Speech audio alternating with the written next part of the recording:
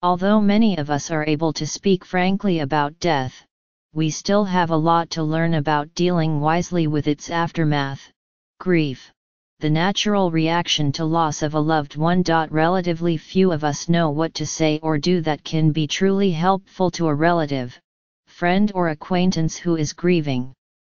In fact, relatively few who have suffered a painful loss know how to be most helpful to themselves. 2 New books by psychotherapists who have worked extensively in the field of loss and grief are replete with stories and guidance that can help both those in mourning and the people they encounter avoid many of the common pitfalls and misunderstandings associated with grief. Both books attempt to correct false assumptions about how and how long grief might be experienced. 1 book, It's Okay That You're Not Okay, by Megan Devine of Portland, Oregon, has the telling subtitle Meeting Grief and Loss in a Culture That Doesn't Understand. It grew out of the tragic loss of her beloved partner, who drowned at age 39 while the couple was on vacation. The other book, especially illuminating in its coverage of how people cope with different kinds of losses, is Grief Works: Stories of Life, Death, and Surviving, by Julia Samuel, who works with bereaved families both in private practice and at England's National Health Service, at St. Mary's Hospital, Paddington. The books share a most telling message. As Ms. Samuel put it, there is no right or wrong in grief. We need to accept whatever form it takes, both in ourselves and in others. Recognizing loss as a universal experience, Ms. Devine hopes that if we can start to understand the true nature of grief, we can have a more helpful, loving, supportive culture. Both authors emphasize that grief is not a problem to be solved or resolved. Rather, it's a process to be tended and lived through in whatever form and however long it may take. The process cannot be hurried by friends and family, however well-meaning their desire to relieve the griever's anguish, Ms. Samuel wrote. Recovery and adjustment can take much longer than most people realize. We need to accept whatever form it takes, both in ourselves and in others. We can all benefit from learning how to respond to grief in ways that don't prolong, intensify, or dismiss the pain. Likewise, those trying to help need to know that grief cannot be fit into a preordained time frame or form of expression.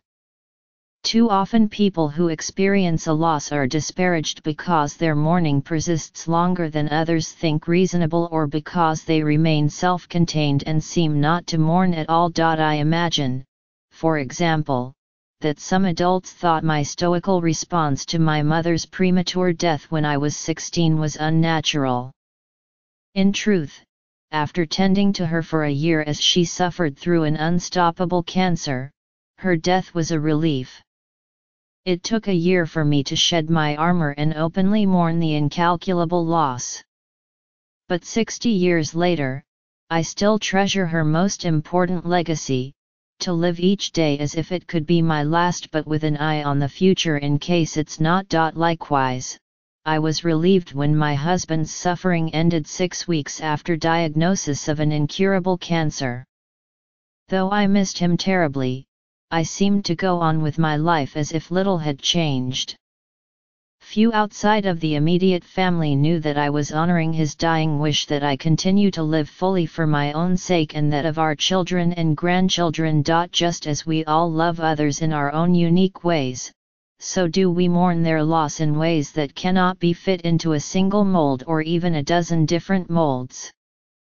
Last month, James G. Robinson, Director of Global Analytics for the New York Times, described a 37-day, 6,150-mile therapeutic road trip he took with his family following the death of his 5-year-old son, collecting commemorative objects along the way and giving each member of the family a chance to express anger and sadness about the untimely loss. Ms.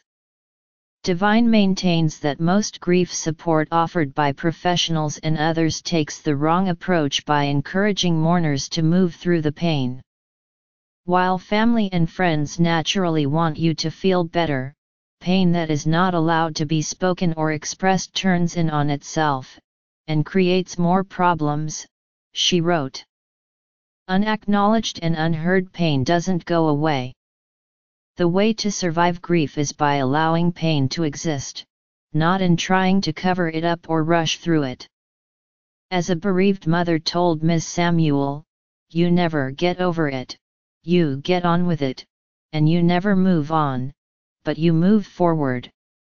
Ms. Devine agrees that being encouraged to get over it is one of the biggest causes of suffering inside grief. Rather than trying to cure pain, the goal should be to minimize suffering, which she said comes when we feel dismissed or unsupported in our pain, with being told there is something wrong with what you feel. She explains that pain cannot be fixed, that companionship, not correction, is the best way to deal with grief. She encourages those who want to be helpful to bear witness, to offer friendship without probing questions or unsolicited advice, help if it is needed and wanted, and a listening ear no matter how often mourners wish to tell their story. To those who grieve, she suggests finding a non-destructive way to express it. If you can't tell your story to another human, find another way: journal, paint, make your grief into a graphic novel with a very dark storyline.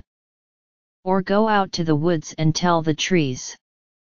It is an immense relief to be able to tell your story without someone trying to fix it. She also suggests keeping a journal that records situations that either intensify or relieve suffering. Are there times you feel more stable, more grounded, more able to breathe inside your loss?